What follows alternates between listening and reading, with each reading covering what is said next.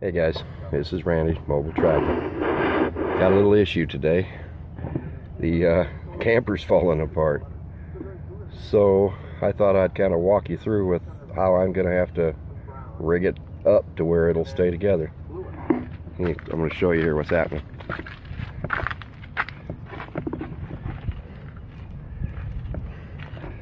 Not good.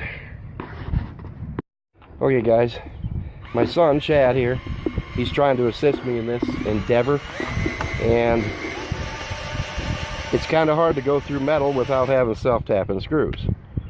So we'll have to drill a hole and catch it that way. Well, we can get her done.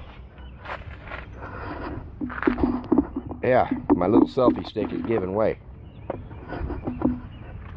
Alrighty.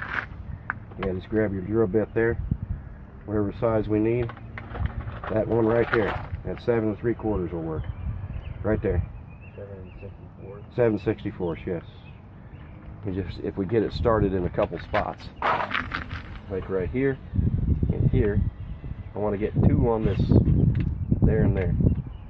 And just don't have to go through the wood, just past the metal.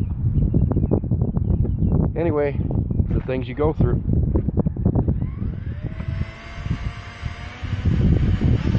Like I say, 1972 truck camper. It's bound to break every now and then. And yeah, I'm rigging it up. I guess you could say it's the redneck way to do it, right? Or the South Dakota way.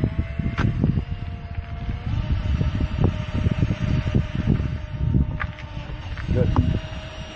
Pull it back. Put a couple of these in there. Here. And this will have to hold it. Like I say, the best way to do it is get some metal. And I will get metal. I just don't have the means to do it right now. So I have to use this wood.